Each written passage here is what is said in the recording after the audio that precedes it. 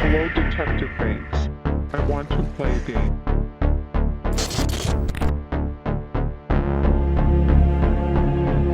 You should probably run.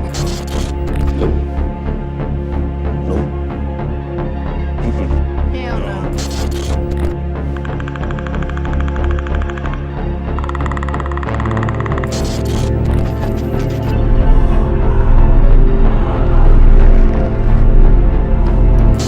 Do you believe in ghosts?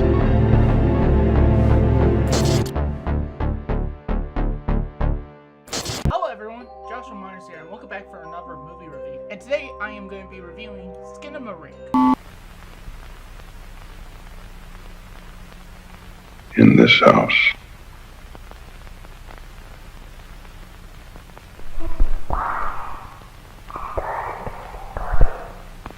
In this house.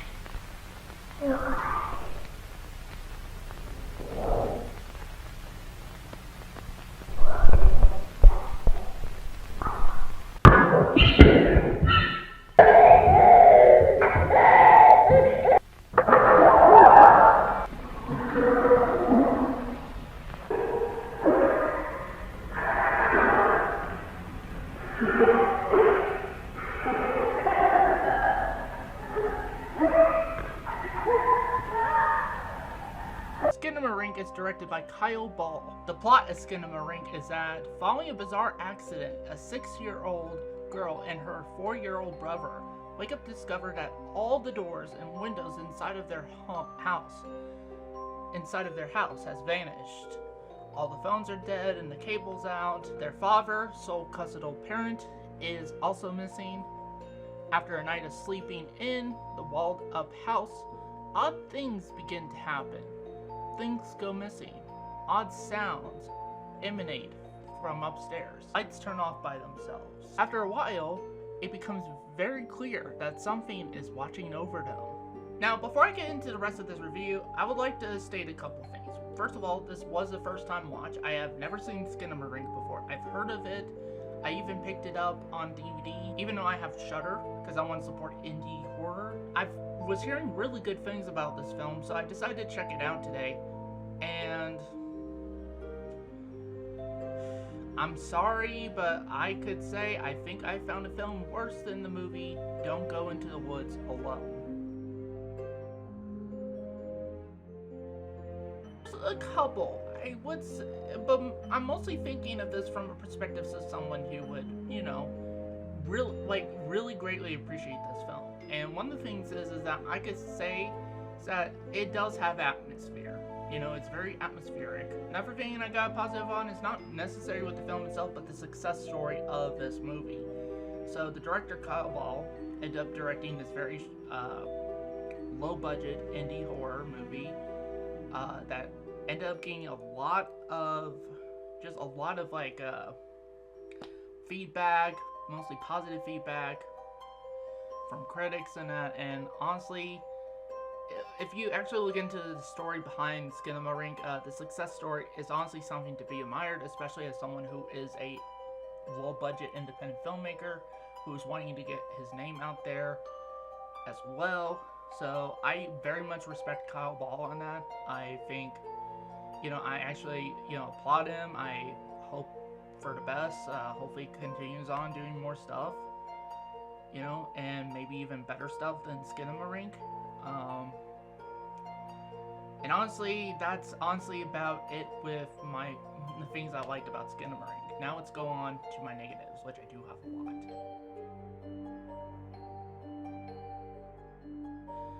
And honestly, sadly enough, this is just like with Don't Go Into the Woods Alone. This is yet another film that I was so bored by that I ended up not finishing watching the movie, because it's like, honestly, I get it. The majority of the film seems to be this very atmospheric, film, very artsy type of film. And here's the thing, I love me some atmosphere. I love me some artsy stuff, films that are artsy that I can think of that I love are like films like The Witch, The Lighthouse. Oh, I love The Lighthouse. Both directed by Robert Eggers, and I'm really looking forward to his remake of Nosferatu this year, and yeah, just stuff like that. The Shining is very like artistic, and I love The Shining. The Stanley Kubrick version, not the Stephen King miniseries. I have yet to see that. I do own it though. Films like the original Halloween, you know, it's both artistic and mostly built off of atmosphere. And just so many different movies I could think of off the top of my head. Oh, Get Out is another one. Get Out and Nope. I have yet to see Us, but both of those are really good, artistic, and even some of them atmospheric horror movies. I love that shit. Like, I love that crap, you know? But, Skinamarink, I think the problem is that while building atmosphere, and I can see some people being creeped out about it, especially if it's like either just kind of lighting or, you know, if they just watch it in the dark, late at night, by themselves, which is why I did it. It's late at night. I try to watch it all day. I didn't watch it in the dark. I watched it with this lighting. Again, it's just very boring. Plus, it's not very appealing to look at. It's just very much like, and I get it. Kyle Ball was trying to go for a, you know, old school, like, this was supposed to take place in 1995, but I'm like, I look at it, I'm like, okay, this, if it's supposed to take place in 1995, the video quality looks like something from the 70s, like early 70s, you know, like let's say 1971 or something like that, or maybe even 1975, you know? So, not the 90s, because I remember as a kid growing up, my parents had this big ass camcorder that shot on VHS tapes. For those of you who still know what those are, who grew up around that time.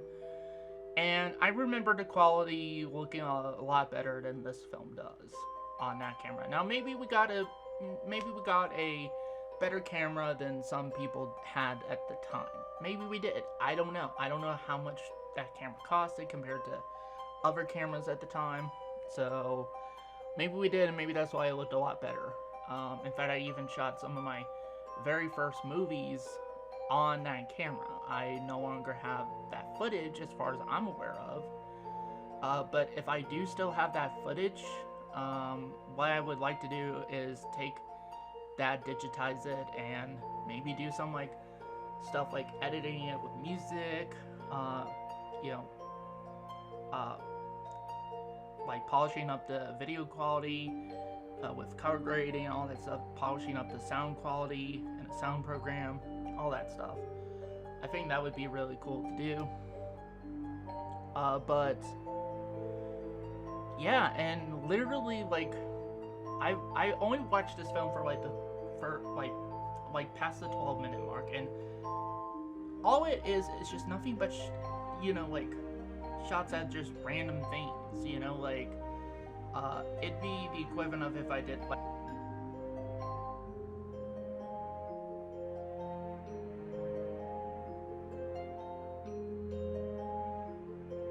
and then added like some like